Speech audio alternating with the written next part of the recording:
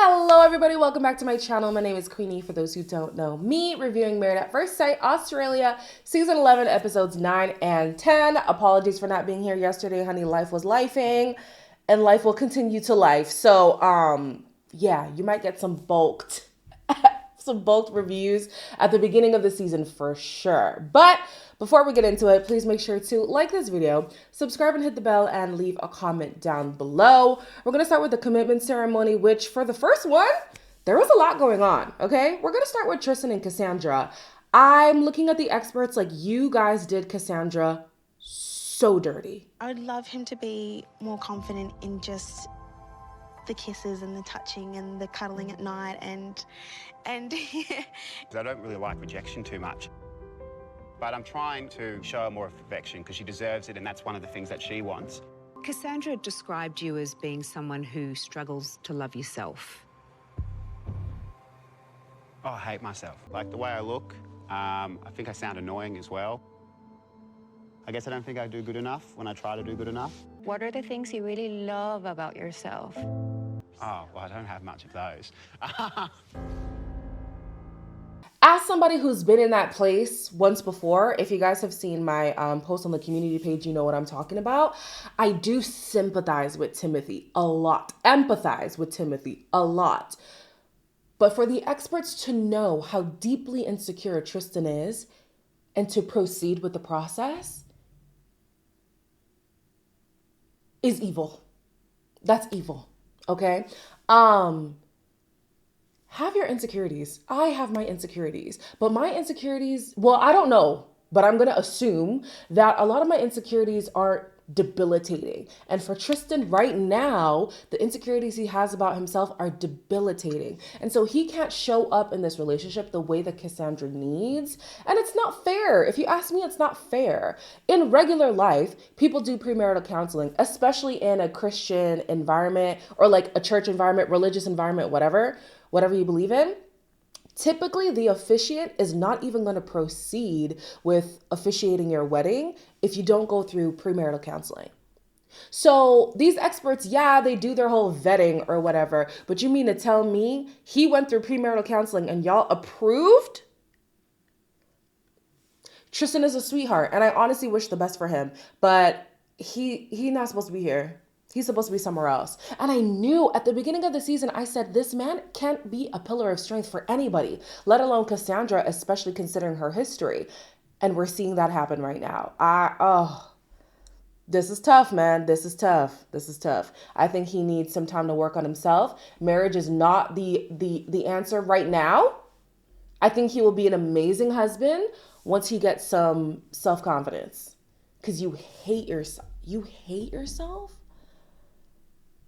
That's sad. That's really, really sad. Speaking of men who hate themselves, we have Timothy. Timothy says that in past relationships, he's typically the one who grinds the gears of his partner. Yet here with Lucinda is here for it all. I know that I can grind on a partner. Does he annoy you? Not really. I love taking him out and just being a total perv. I love affection, you know, I want cuddles. You know... Like, I love a spoon at night or footsies in the bed. I've always said I'm a slow burner. Like, when you don't push me, I'll come forward. My theory when it comes to Timothy is he knows how hard he is to get along with. And so he's trying to throw everything at the wall and see what sticks. And Lucinda's just, nothing bothers me. Nothing bothers me. I take you for who you are. I accept all of you. And he can't handle it. He just can't handle it. I feel like Timothy's the type of person who is very self-deprecating. And then he has this self-fulfilling prophecy where if he already thinks something's not going to work out, he's going to try to make it not work out so that he can turn around and say, see, I knew it wasn't going to work out. See, it's not going to work with Lucinda. Not right now, at least. Lucinda is unfazed, seemingly. She's seemingly unfazed about everything that he's trying to throw at her. And I think that it's really bothering Timothy, but the experts knocked it out of the park when it comes to matching him with Lucinda. I still believe that Lucinda deserves better, but I think that Timothy absolutely deserves Lucinda. The experts, bring up Jack's scandal, and it's not even his depiction of the scandal that bothers me. It is Tori's unrelenting support for this absolute jackass that really bothers me. Hold on, I'm just doing the calculations. Was that before or after you met us? You do the calculations. Yeah, I guess it could. Yeah, I could have been. Yes, if that's the fact. Yes. I to be brutally honest, couldn't. I'm not going to use all my energy on a disgruntled ex. Do you feel sexually attracted to Tori? I do. I think she's gorgeous. Pulling bullshit on me. Yeah. The sex will come. I think there's more cracks in the room than everyone wants to admit. Do you consider us not sleeping together a crack? The slow burn thing doesn't add up. I meant to say this and I totally forgot, but it's even more sad to watch Tori be so defensive and so dismissive for a guy who doesn't even like her. He does not like her.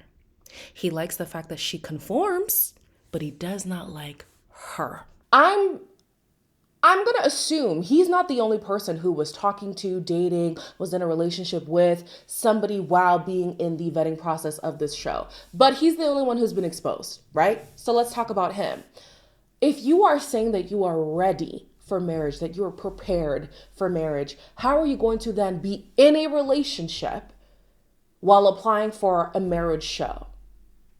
To me, that doesn't make sense. To the experts, that doesn't make sense. And at first he was trying to deflect like he didn't know what the timeline was, but he absolutely knew. He was in a relationship, casual or otherwise, with this woman while prepping for marriage. So I look at Tori like, Tori, you don't see an issue with that? She claims she doesn't. But the way that she was defensive, she obviously is bothered by this. And in the next episode, she even says, obviously it bothers me, but I can't say that. Yeah, you can. You can say that it bothers you. When you're in a marriage, you should be, it's an experiment, so we can't even use the same, what's the word? Use the same criteria or use the same criticism, right? But if you're in a marriage, you should be able to hold your partner accountable. If you can't do that, that's not somebody who you should be married to, if you ask me. I think you can say, like, listen, hearing this news, it didn't make me happy and it did cause some concerns, just wondering how serious he is, but he has shown me that he is serious about me and he is involved in this process, and I'm going to go with the person who he has shown me to be. Hello? She can't say something like that? She wants to front up here as if anything he did before the process has nothing to do with me. Oh, so then why were you upset about the proposal photos in his phone? If everything he did prior to this experiment means absolutely nothing to you, why did those pictures bother you? Because previous actions do affect your relationship. And so if this man is going to jump into a marriage, real or fake, while still engaging with another woman, to me, that shows that you're not committed in this. But okay, Tori's going to say that she's okay with it. So all right, Tori, if that's what you want to go with. Moving on. Sarah and Tim are struggling. She speaks for him a lot, and it's very weird. She's trying to hide the real issues that they have going on, but the experts call it out immediately. We had like a little bit of some bumps happen. We're actually doing really well right now, but we've had an emotional roller coaster, if you will. Okay. I wonder, Tim, for you, what task of this past week was the most challenging? You were like fairly defensive about it. I wasn't defensive. Not defensive, but like you were like... Was she defensive or not? Like I wonder why you were like so against doing that task. Tim, does Sarah intimidate you? Yeah, potentially, yeah. I don't know if it's just me, but I feel like Tim is confusing their first encounter at the honeymoon to be bigger than what it needs to be. So because he said something, he told her to relax, and she didn't respond well to that.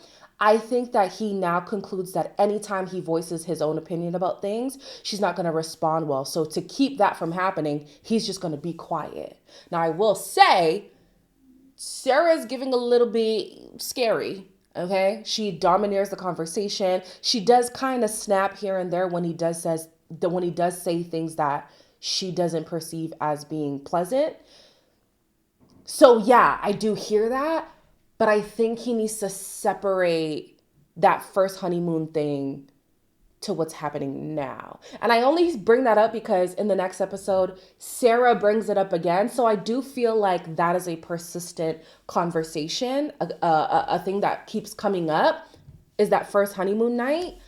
But yeah, Sarah, it's weird. It's giving weird. The fact that she didn't want to engage in the experiment, like, I totally understand her reasoning for the whole, like, if you want to go through my phone, you obviously don't trust me. But if you claim you have nothing to hide and you claim that you're fully immersed in this experiment, I don't see the reason as to not engaging in the phone swapping task. So yeah, Sarah's trying to hide something. I don't really know what it is, but I got my eye on you, girl. And Timothy, speak up. Speak up. If you feel like she's not, taking account of your emotions, let your emotions be known. Who cares if that's her response? If that's her response and that's not something that you're okay with, you have the right to leave. Don't now diminish yourself in order to just make this woman feel comfortable. No, don't do that.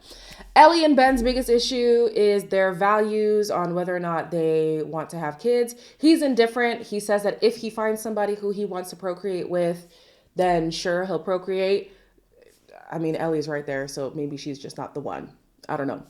Lauren and Jonathan are very comfortable with each other. They had sex the first night of their wedding. I didn't know that. I mean, the first night of their marriage. I didn't know that. She does open up and say that vulnerability is an issue for her. She tends to want to make things very light and airy and be jokey. So she does need to open up the deeper side of her. Richard and Andrea say that they adore each other. They have sex about 2 to 4 times a day. All right, now get your groove back, girl. Love that for you. Eden and Jaden talk about Jaden's previous toxic relationship. And yeah, John, not a fan of Jaden's response in that relationship. All I could see was what's happened to me now. I'm in a lot of pain. I'm in a lot of hurt. I'm embarrassed. I need to do something stupid. And that's exactly what I did. What must be made clear, particularly from the experts, is that behaviour in a relationship is totally unacceptable. What I'm seeing here tonight is not the guy that I got to know. I'm not perfect and I'm gonna do things wrong. How will he react when I do something wrong? Before I go into my thoughts about the whole Jaden situation, I just want to remind everybody that, like, we don't know what everyone is going through. So when we're having sensitive discourse in the comments, just be mindful, okay? There was a back and forth in the comments that to me did become insensitive. I feel like we can have a difference of opinion and still have a graceful way of expressing those opinions, The discussion was whether or not Jaden's action was assault or harassment. Honestly, I don't know. I don't have a conclusion to that. All I know is this exposed Jaden's vindictive behavior. I do understand that he was cheated on multiple times and that people even came to him in person saying, I slept with your girl. I hear that. And that is very demoralizing. It's not something anybody should go through. Like, it's horrible. I do hear that. But he's the person who is here, right? The girl is not here. To say that in order to take somebody back, you're going to make them watch you have sexual intercourse with one of their closest people in their lives, that is very scary. To me, that is very scary. Not somebody who I would want to engage with at all. At all. And the experts even say, like, that behavior is unacceptable. And it's also unfortunate that it took him talking to Eden for him to realize that that is something that should be unacceptable. That is something that he should be remorseful of. I don't know. It scares me, guys. It scares me. Jaden is a little bit scary. The experts say that they do believe that he is a changed man and they met somebody who's so caring and loving and they don't ever see him reacting the same way that he did in the past. I would have to see it to believe it, but I would be on the back foot if I was Eden. Yeah. Anyways, moving on. Natalie and Collins were the main event, honey. The main event. Collins feels like he is a certified expert at this point. The way he was talking as if like he now knew everything about everything to know. I'm not surprised that John wanted to put him in his place a little bit. We were going to be a united front. I've got your back. But then we walked into this big group situation and immediately separated. My anxiety, my grief, it was just starting to overtake. It has been prevalent that Nat's grief, the grief that she's feeling, has been a huge, huge part of this experiment. She has been present. Sorry, you just said grief aside. Because I'm trying to make a point. You can't just put grief aside. I'm sorry. This is a huge, huge factor. You yourself sat here tonight and said, I actually can't tell you anything that I've been doing to really bring her close. Collins is another guy who scares me. Natalie brings up her grief, right? And she says that, you know, feeling alone in this process is bringing up those feelings of grief again because she too, like Timothy, lost her father like 2 months ago. He is now saying her grief is the reason why she's disconnected to him. You were disconnected to her just off of her personality from the wedding night. And now you're going to use her grief and throw it in her face? Sick. That is sick, if you ask me. When did the grief become an issue? For him specifically. Because all I have seen is Natalie trying to connect with this man and him finding every reason to not connect with her. But all of a sudden, she's disconnected and it's because of her grief? I understand why the experts were pissed off. Because how dare you act like you now have a full scope of this relationship and Natalie is the one to take all of the responsibility on why things are not connecting and stuff? Absolutely not. Absolutely not. And then she decided to leave, which that part doesn't even make any sense to me. She wrote leave, he wrote stay after this very dramatic, I'm so distraught performance from him. But I'm also looking at Natalie like, girl, you already knew this man was not into you. You knew he was not wanting to be in this experiment. Why did you come back just to write leave? And then in the next episode, she's actually going to leave again. I don't understand what that's about. But Collins is a scary man. I do not like him. I hope that this was a performance. I hope this was a producer-planted relationship, because if this is how he really is, y'all ladies who are looking at Collins, you better be worried. So in the next episode, Sarah is not happy with Tim because she feels like he threw her under the bus at the commitment ceremony. If it is true that when they are alone, he cannot express himself without her snapping at him, where else was he supposed to say how he really felt? You throw something like that to me, like, it makes me look stupid. I'm like, well, I didn't know that my husband was feeling like this. You were quite firm in the fact that you didn't want to do it, and you also... That's not being defensive, though. That's being firm. Tim, relax. Don't tell me to relax. It actually pissed you off, right? Did it? It's only fair that you shouldn't say it to me if you don't want me to say it to you. So then? It's a two-way street. Thank you. When she told him to relax and he felt a way about it, I'm not gonna lie, a part of me was like, oh, see? It doesn't feel good, does it? But then when she was like, oh, were you hurt by that? I said, oh, come on, girl, come on. Don't go below the belt now. Don't do the revenge thing. It doesn't serve anybody. I thought the same thing that she thought, but for her to say it, this is what made me think, okay, so she has been carrying this since the honeymoon. I don't know what it's going to take for her to forgive him completely, because it seems like now she's just going to steamroll this relationship. Yeah, I don't know. Sarah's a shocking one for me. I didn't think she was going to be this kind of person. I thought Tim was going to be the more problematic one. But yeah, Sarah knows how to hold a grudge. And I don't know if she's ever going to forgive Tim for what happened on the honeymoon, but hey, we'll see. Lucinda learned at the commitment ceremony that Timothy might not be the slow burn that he is showing himself to be in this experiment. Timothy's response is that in the environment with other men and drinks are flowing, sometimes you inflate certain things. I can see that. I definitely can see that. But I do think it's a lack of attraction for Lucinda. So I do think that she still has a right to be hurt by hearing what he said at the Bucks? I don't think stags is the word. I think it's Bucks.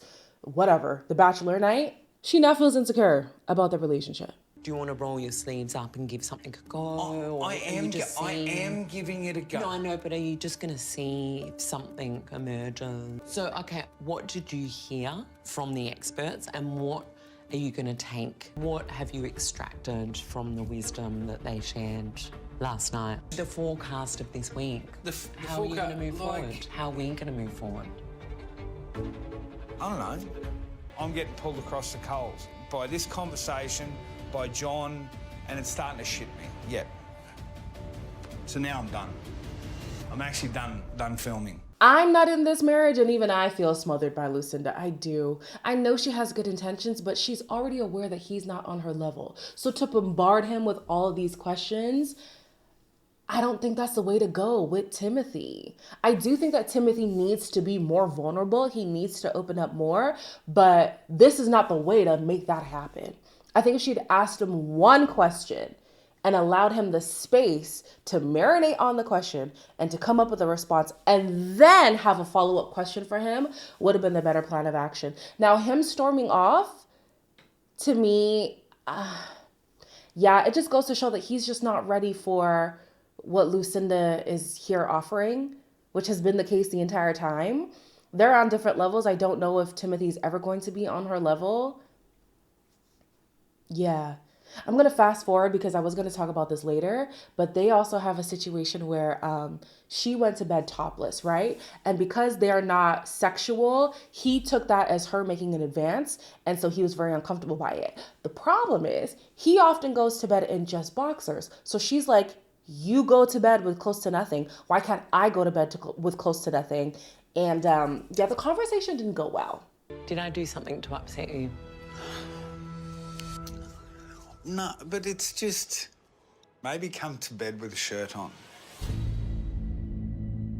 It sounds like you've asked me to pop my shirt on, which I'm very happy to do respectfully. Yep. And I ask the same of you. You've got boobs as well. Wow. The dude's got a pair of boobs on him. Now, I'm gonna be honest.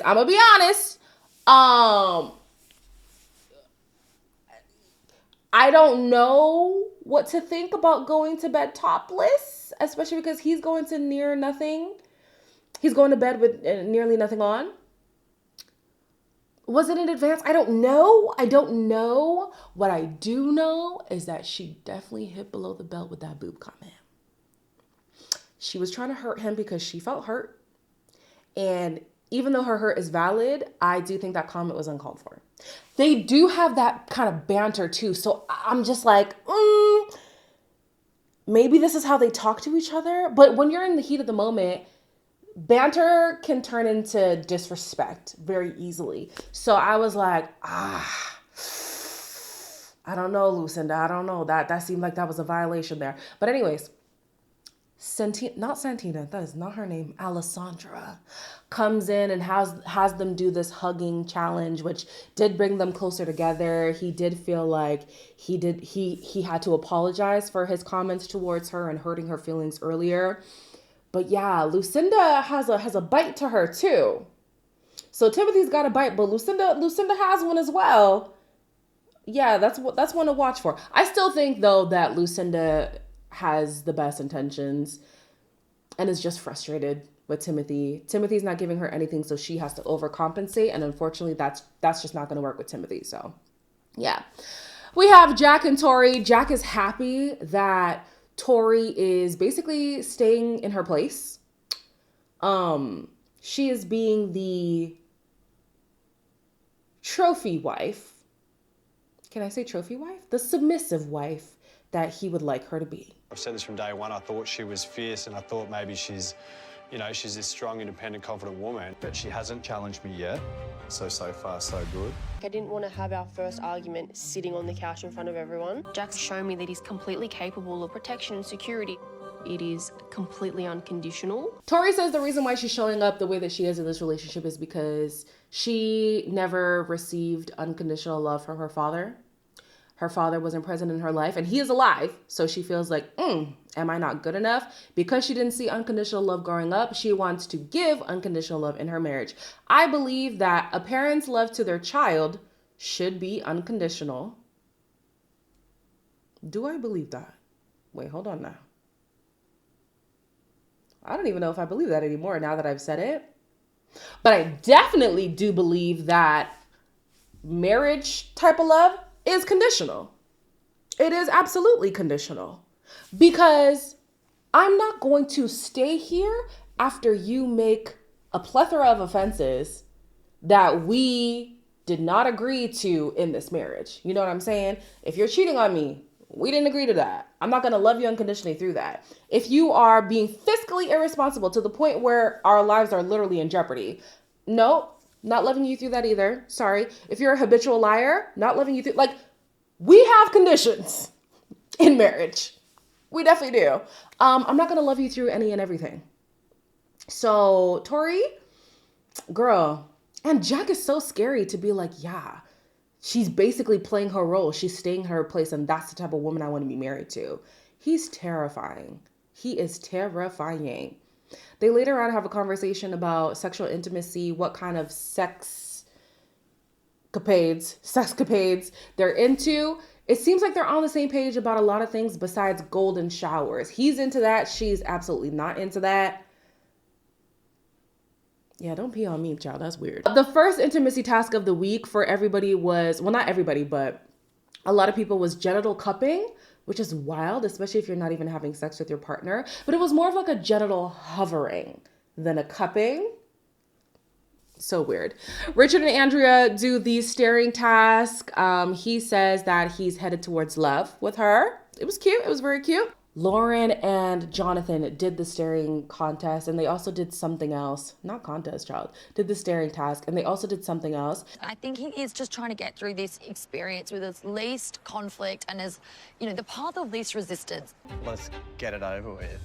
I see intimacy as getting to know the real me. Like, I'm super interested to know, I'd like to see the real him. I need to see opinions on things and feelings about things and heightened emotions about some things, and let's get angry. I didn't know why I needed to be yelled at again, but yes, I will do it. Do you think that was yelling? Do you want to see yelling? No, I really don't. She just wants me to give her how I'm feeling. It's just not what I'm used to. I didn't think there was something wrong with being a nice person, but it seems like there might be. I think that Jonathan is trying very hard to be a pleasant partner. And he says that he worked on himself for about 20 years to be the nice guy. You can still be a nice guy and be honest. And I don't think he's being honest to himself. I don't think he's challenging himself. It's interesting how she already admitted that she struggles with vulnerability, but he does too. In a different way from her, but he definitely does too. Yeah, I didn't see this for them. I thought they were on a good track. But he's trying to be a people pleaser a little bit too much. And obviously he has more feelings about Lauren than he wants to share. And it's now coming up in a disagreement, which is not fair to your partner. You know, if you're feeling something, say something. That's all she's asking. She's not asking for him to be as abrasive as she is. She's not asking for him to be rude. She's asking for him to be honest. And she deserves honesty because she has been honest with him, even with her pitfalls. She can't be vulnerable, but at least she's saying, I'm trying and I'm failing. This is something that I need to work on. Come on, Jonathan, I need better from you. I need better from you. I thought she was going to be the issue. You're the issue. Anyways, child, there was a lot in this episode. A little bit was me rambling. Y'all might not see it because I might just cut it out. But yeah, a lot to digest with this season. I'm liking it. I'm liking it. Y'all let me know your thoughts down below on the last 2 episodes. As always, like, comment, share, and subscribe. And I'll see you in the next one.